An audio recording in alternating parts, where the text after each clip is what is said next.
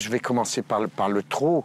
On a deux pistes de trot. Une petite qui est à l'extérieur là, du centre, qui est juste derrière ces pistes-là qu'on voit. La deuxième qui est dans le milieu du centre des pistes. Hein. Alors on a une piste en fibré qui fait à peu près 150 mètres de tour.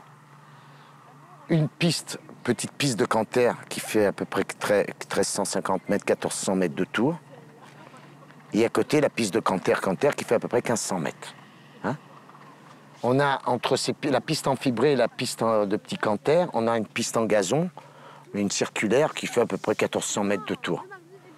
L'avantage de ces pistes-là en gazon, 1400 mètres de tour, il y a 2 tournants. L'avantage, c'est que les chevaux ne sont jamais écœurés là-dessus. Vous pouvez y aller pratiquement une fois toutes les semaines, si vous avez envie d'y aller toutes les semaines. Et les chevaux, ils y vont avec beaucoup de plaisir parce qu'ils ne s'écœurent pas du tout. Voilà. Le gazon par lui-même est régulièrement très bon, très souple. Donc il n'y a aucun problème de ce côté-là. Ensuite, en bas, on descend sur les pistes d'en bas. Elles font 1750 mètres, qui n'est pas une vraie ligne droite. Hein. Il y a une courbe, mais pratiquement en ligne droite. La piste en sable, elle fait 10 mètres de large sur 1700 mètres de long.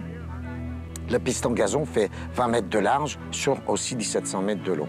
Mais ça reste quand même un petit travail assez exceptionnel. De toute façon, tu sais ce que tu fais, tu pars bien botte avec lui. Tant que tu sens qu'il n'est pas en place, tu accélères pas. Hein?